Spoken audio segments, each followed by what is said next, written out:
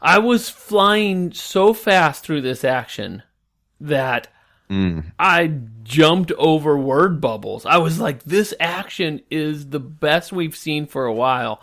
Like I would agree. It was so much like gnash and tooth and sword and tail and it was just so fast. It was so fast. I was just like pow, pow, pow, pow, pow, like right through the pages. And then like it jumped out and then there was some word bubbles of these cops out on the street. And I was just all like, I flew right past them. There was like it had nothing to do with the story for me. Well, what's nice is when they did throw up some word bubbles, they were real short and they weren't really that necessary. Like it would be like inside now, but you see the guy, he's like pointing with his hand. So like the action really led the story and the word bubbles kind of kept up along.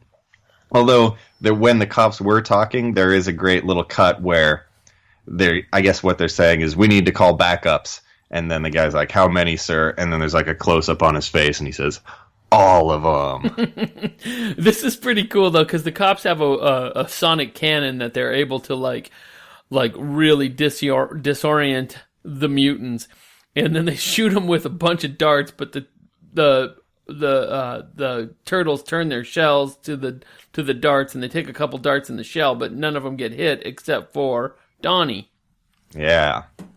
Yeah, it's cool that their shells they can use them as a shield. You know, it's like they're not really that much turtles other than for like some good puns and for some good like comic back and forth, but the shells, you got to use that as a shield. Yeah, so they're able to like get these tranquilizer darts off them, you know. They take a few hits, but none of them get hit, but like Donatello takes a dart to the neck.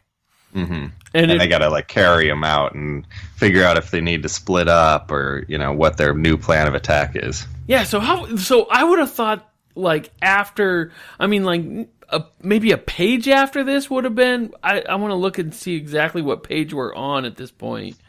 Mm-hmm. Because I was like, this seems like a lot of pages. So we're on page 22 now. Okay. Lots of stuff has happened. A typical comic is about 23 pages. Yeah, they've introduced a lot of different groups of characters. They've introduced like a major conflict, but not really that specific yet. Like kind of a hook of a conflict. There's been some great action. And even like there's some classic Ninja Turtle stuff where like they talk about their different style of weapons and their different character types. But when when I think it's Mikey's like, hey, that thing looks like a giant metal pizza. You know, that's his like go-to thing is everything's pizza related. Everything's pizza related. I thought this is probably a good place to wind it down though, because like I said, I just kept going. I think I'm on page 90 already. Like no, they don't hold you down with too many words. The action really leads it. It's fun and easy to read. It's fun and easy to read, and the turtles look cool. The turtles do look cool. I think whoever came up with this concept of a turtle, like, yeah, like a slow, slothy like creature turned into like a ninja. So we talked about the action and how the action really flowed well. What do you think about this art? It's kind of different. It is. It's not like groundbreaking different, but like no, it is. It's got a sketch style to it, a speed to it, and a cartoon to it. I think when you say it's got a speed to it, that's real. That's almost my favorite part. Is like some comics you open it up and you're just like washed over by the amount of detail.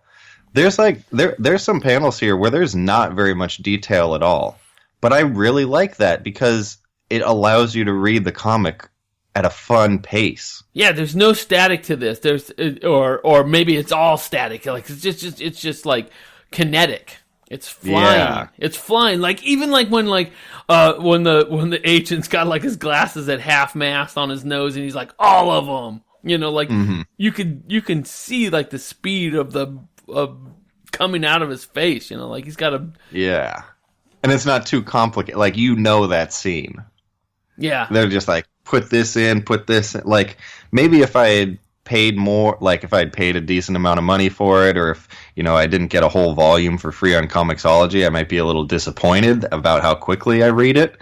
But it was fun to read a comic just fast. Yeah, like I said, I'm like 90 pages into it and like, holy crap. Like, it was 20 minutes of reading. Oh, like the scene where the sonic cannon is blasting them, like that is so like it's so speedy. Like, and it has a lot to do with like how they've sort of put like a wash over it for like the wah wah wah wah wah effect. But yeah, it is so much speed going on here. Yeah, I'm on board. I like these turtles, and I like the fact that they don't bog it down with like, you need to know this about the turtles or you need to know that about the turtles. It's just, yeah. But if you do, it's a little bit extra. They don't throw you overboard with it. They don't throw you overboard with any detail. But if you're like, oh yeah, that's classic Mikey, he likes the pizza, or oh yeah, of course they're arguing over who has the best weapon. That's the stuff that the fans really enjoy. Those two always argue. Also, like, it took me a while.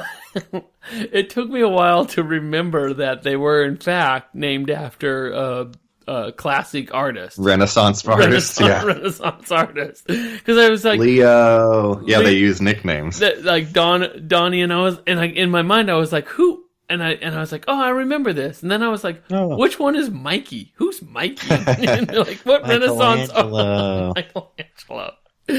Yeah, I like this a lot. I rated it pretty high. Oh, what'd you give it? I gave it a 6. Wow. I did. That's very impressive. And I have to say, like, only like comics kind of affect you sometimes, and I see this come and go in waves in my comic book club, because guys that I think are gonna really enjoy something, like, it might have something to do with like the groove that they're in or the mood that they're in when they read it. Like, everybody else was just totally grooving on it, and like maybe like it was like a rainy day and they broke a shoelace or something, like they didn't groove on something. But today I was grooving on this. I read this just this afternoon, and yeah, number 6. How about you? Wow, that's impressive. So I was trying to compare it, like, whenever I do my rankings, I always try to see what it's similar to, and then what if I like it more and less. So I kind of compared it to, like, The Amazing Spider-Man, where it's like, if you're a fan of this comic, it's a pretty simple version, it's easy to access, it's pretty quick, and I liked it better than The Amazing Spider-Man or Spider Island 666, so I ranked it right above, number 14. Okay, all right. That's pretty much right in the middle for me, which is impressive given this. Like, it's so tough to compare this list. Yeah, I guess we have put some. We've put some good comics in there this season. Oh yeah, and I think we got a good one for next week too. And all right, this was a request, by the way, from one of our loyal listeners. Oh. Like, why don't you guys ever do a Jeff Lemire comic? What? Didn't we do Chew? We did Sweet Tooth a long time ago. Sweet Tooth was my number 1, like 3 years ago. So here is another my number 3. Jeff. But it was one of the first comics we did. Yeah, this is a Jeff Lemire project of his own on Image Comics. Written by Jeff Lemire with art by Jeff Lemire, so we're going to groove on that. This is going to be a good one. I can feel it already. And it's a story of a guy who comes back to his hometown long after his younger brother has passed away, and everybody in his family sees the younger brother in a different way. It's a factory town. And so, like, visual, like in a different art style? No, not in a different art style. Okay. I was like, whoa, that'd be cool. So they just see him as, in different different parts of that person's life. One person sees him as the teenager that he was when he passed away. One person sees him as the grown-up guy he would have been. One person sees him as like it. And I've read the first trade of this, which is available on Comixology, but you got to pay for it at a deep discount of like $5. But the first issue is only $1.69. But I would suggest getting it might even be $2.99 for the first volume. So for the first volume, that's pretty decent. Yeah. So this is called Royal City. Royal City. It's Jeff Lemire, and what more of a recommendation do you need than that? Yeah. So the final. So I think it was less than 40 issues. I think maybe 30 issues of the. No, less than that. So there are 3 volumes of this, so maybe even 15 issues of this, and it wrapped up recently with its final volume. So it's called Royal City. You can get all three volumes for deep discounts on Comixology. I think the final volume was $8. I was looking at it and I was almost, I'm going to pull the trigger on that, but I know I got hands on it. I can get the hard copy from somebody I know. So come back next week and be with us, and we're going to talk about Jeff Lemire's Royal City. And check us out on the web, and contact us at our website, sn1cbp.com, and send us your address, and I'll send you a sticker. Oh, awesome! So thanks for being here this week, and we'll see you next week. Cheers! Cheers!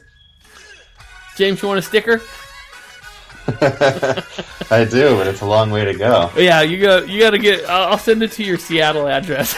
Oh, good idea. I don't know if I can afford the shipping. All right, everybody. See you next week. All right. See you, Larry. Bye. Oh, happy Crate Day. Happy Crate Day. It's a great day. It's a great day. All right. See you later, man. See you, Larry. Bye.